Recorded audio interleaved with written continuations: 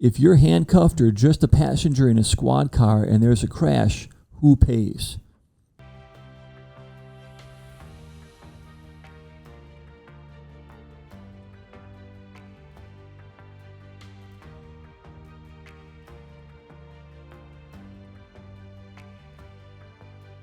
You still have rights.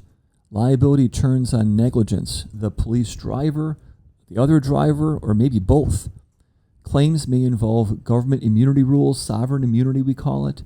Deadlines can be shorter and forms pretty trickier and stricter.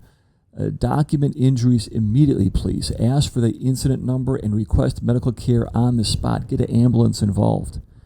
Silence looks like you don't have an injury. We'll investigate the dash cam, body cam, dispatch logs, and third-party footage. Bottom line is, custody doesn't cancel your rights to recover.